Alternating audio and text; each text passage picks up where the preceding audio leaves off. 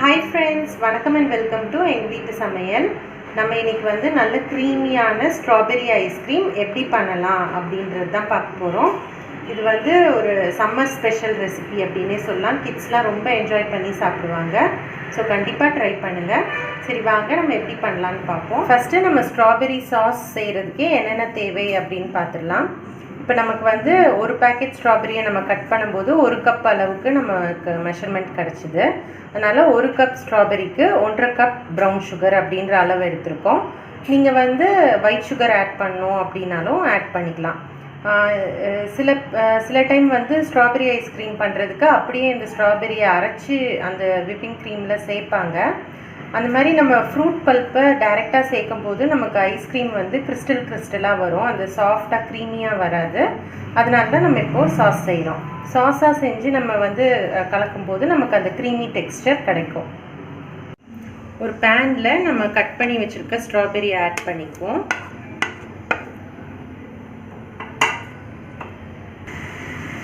அடுத்து 1 cup ஸ்ட்ராபெரிக்கு 1.5 cup brown sugar அப்படின்ற கணக்கில் ப்ரௌன் சுகரும் ஆட் பண்ணிக்கலாம்.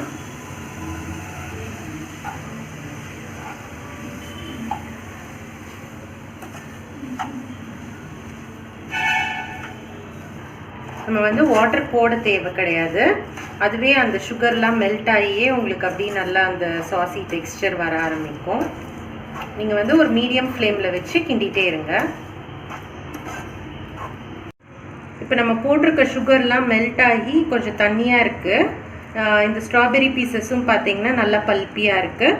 ஒரு 20 மினிட்ஸ் நம்ம வந்து ஒரு மீடியம் டு ஸ்லோ ஃப்ளேமில் வச்சு பண்ணிகிட்டே இருந்தோம்னா இது வந்து திக்காயிடும். ஸோ அந்த ஸ்டேஜில் நம்ம ஆஃப் பண்ணிடலாம்.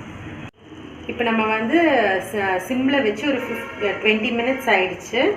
நீங்கள் பார்த்தீங்கன்னா இது வந்து இந்த மாதிரி பிசுப்பாக வருது பார்த்தீங்களா? ஸோ இதுதான் ஸ்டேஜு. நம்ம வந்து நிறுத்திடுவோம். இது பார்த்தாலும் கொஞ்சம் நல்லா திக்காக இருக்குது பாருங்கள். ஸோ இந்த ஸ்டேஜில் நம்ம ஸ்டாப் பண்ணிடலாம்.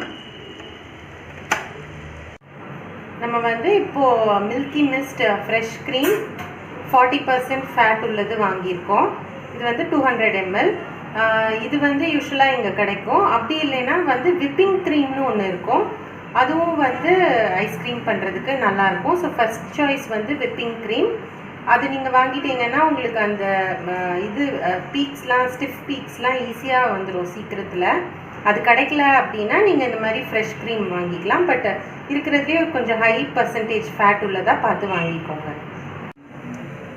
ஐஸ்கிரீம் நல்லா க்ரீமியாக வரணும் அப்படின்னா நம்மளோட ஃப்ரெஷ் க்ரீமோ இல்லாட்டி விப்பிங் க்ரீமோ நம்ம வாங்கி வச்சுருக்கிறத பீட் பண்ணும்போது நல்லா ஸ்டிஃப் பீக்ஸ் வரணும். ஸோ ஸ்டிஃப் பீக்ஸு சீக்கிரம் வரணும் அப்படின்னா நம்ம வச்சுருக்க beater blade plus beating bowl, அதுக்கப்புறம் வச்சுருக்க க்ரீம், அது எல்லாத்தையும் நீங்கள் வந்து பண்ணுறதுக்கு 1/2 an hour முன்னாடி நீங்கள் வந்து ஃப்ரீஸ் பண்ணி வச்சுடுங்க. ஸோ எவ்வளோக்கு எவ்வளோ கோல்டாக இருக்கோ அந்தளவுக்கு உங்களுக்கு சீக்கிரம் வந்து ஸ்டிஃப் பீக்ஸ் வந்துடும். இப்போ நம்ம வச்சுருக்க 200 ml ஃப்ரெஷ் க்ரீமை நம்ம பவுலுக்கு ட்ரான்ஸ்ஃபர் பண்ணியிருக்கோம். நாங்கள் வந்து இதை ஒரு 1/2 an hour வரைக்கும் ஃப்ரீஸ் பண்ணி வச்சுருந்தோம். ஸோ இப்போ எடுத்து நம்ம இப்போ பீட் பண்ணிக்கலாம். நம்ம விப் பண்ணுறதுக்கு முன்னாடி இந்த மாதிரி ஒரு பாத்திரத்தில் ஐஸ் க்யூப்ஸ் போட்டுக்கோங்க. அதுக்கு மேலே நம்ம க்ரீம் வச்சுருக்க பவுலை வந்து வச்சுக்குவோம். வச்சுட்டு இப்போ விப் பண்ண ஆரம்பிக்கலாம்.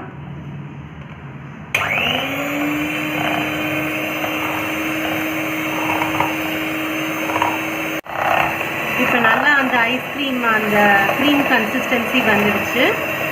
இது வந்து ஒரு 10 மினிட்ஸ் நம்ம விப் பண்ணும்போது வரும். சப்போஸ் நீங்கள் விப் பண்ணும்போது தனியாக வந்ததுன்னா நீங்கள் அந்த எக்ஸ்ட்ரா வாட்டரை நீங்கள் வந்து கீழே ஊற்றிடலாம். இப்போ நம்ம வந்து இதோட ஸ்டாப் பண்ணிக்குவோம். நல்ல ஸ்டிஃப் பீக்ஸ் வந்துருச்சு.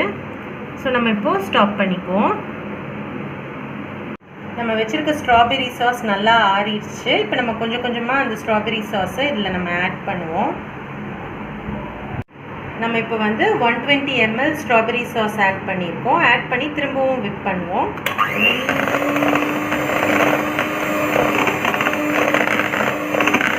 இதில் ஒரு 1/2 ஸ்பூன் வெனிலா எசன்ஸ் ஆட் பண்ணிங்கன்னா அந்த ஸ்ட்ராபெரி ஃப்ளேவரை உங்களுக்கு தூக்கி கொடுக்கும். இதை ஆட் பண்ணிவிட்டு இன்னொரு வாட்டி விப் பண்ணிக்குவோம்.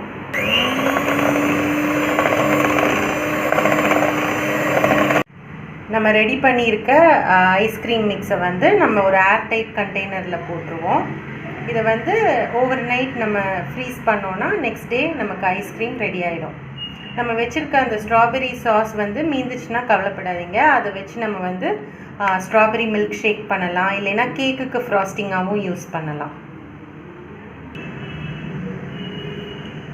வந்து ஓவர் நைட் ரெஃப்ரிஜிரேட் பண்ணி எடுத்துட்டோம். இப்போ நம்ம வந்து ஸ்கூப் பண்ணுறதுக்கு முன்னாடி இதை வந்து ஹாட் வாட்டரில் டிப் பண்ணி எடுத்துட்டோன்னா உங்களுக்கு ஸ்கூப்பிங் வந்து கொஞ்சம் ஈஸியாக இருக்கும்.